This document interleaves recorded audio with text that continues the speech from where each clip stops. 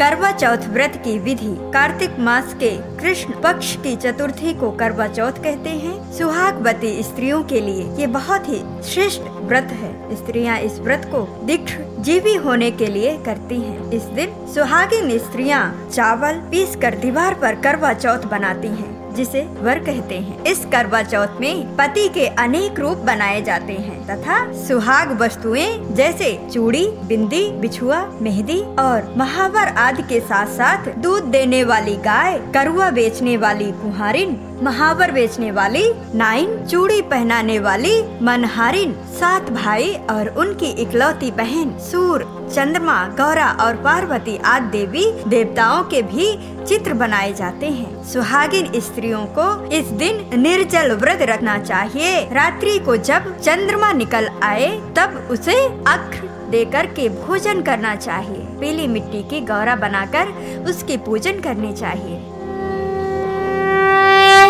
करवा चौथ व्रत कथा। एक साहूकार था जिसके 7 बेटे और 1 बेटी थी। 7 भाई व बहन एक साथ बैठकर भोजन करते थे। एक दिन कार्तिक की चौथी का व्रत आया।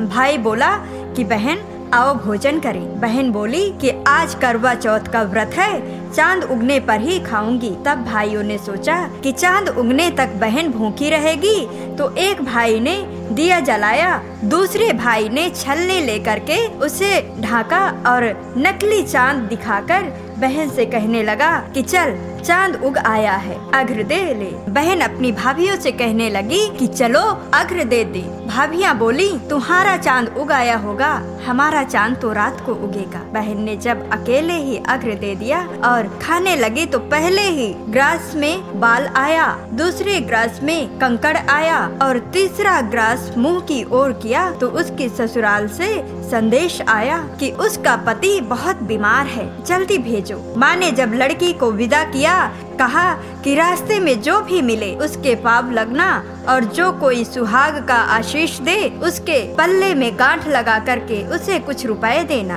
बहन जब भाइयों से विदा हुई तो रास्ते में जो भी मिला उसने यही आशीष दी कि तुम 7 भाइयों की बहन, तुम्हारे भाई सुखी रहें और तुम उनका सुख देखो।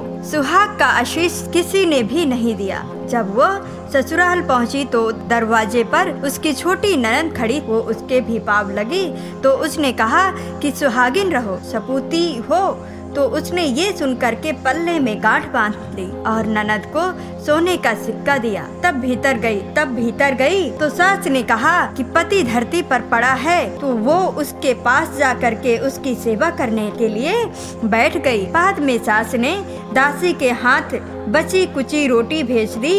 इस प्रकार से समय बीतते बीतते मार्गशीर्ष की चौथ आई तो चौथ माता बोली करवा ले, भाइयों की प्यारी करवा ले। लेकिन जब उसे चौथ माता नहीं दिखलाई दी तो वो बोली, हे माता, आपने मुझे उजाड़ तो दिया, अब आप ही मेरा उद्धार करेंगी, आपको मेरा सुहाग देना पड़ेगा। तब उस चौथ माता ने बताया कि पौष की चौथ आएगी, वो मेरे से बड़ी है, उसे ही सब कुछ कहना, वही तुम्हारा सुहाग वापस देगी। पौष की चौथ आकर चली गई, माघ की चौथ चली गई, फल्गुन की चली गई, चैत, वैशाख, ज्येष्ठ, आषाढ़ और श्रावण भादों की भी सभी चौथ आई और यही कह करके चली गई कि आगे वाली को कहना। औसज की चौथ आई तो उसने बताया कि तुम पर कार्तिक की चौथ नाराज है, उसी ने तुम्हारा सुहाग लिया है, वही वापस कर सकती है, वही आएगी तो पाप पकड़ करके विनती करना। ये बताकर वो भी चली गई। जब कार्तिक की चौथ आई तो वो गुस्से में बोली, भाइयों की प्यारी करवा ले, दिन में चांद उगने करवा ले, व्रत खंडन करने वाली करवा ले, भूखी करवा ले।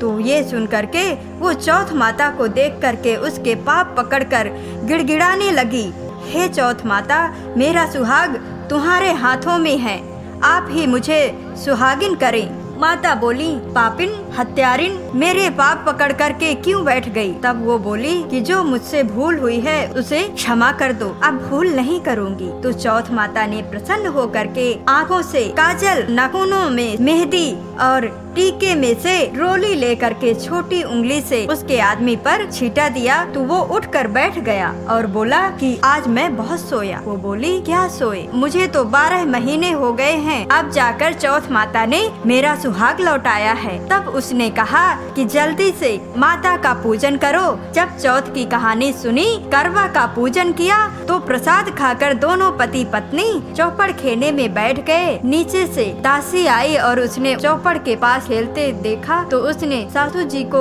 जा करके बताया। तब से सारे गांव में ये बात प्रसिद्ध होती गई कि सब स्त्रियां चौथ का व्रत करें तो सुहाग अटल रहेगा। जिस तरह से साहूकार की बेटी का सुहाग दिया, उसी तरह से चौथ माता सबको सुहागिन रखे। यही करवा चौथ के उपवास की सनातन महिमा है।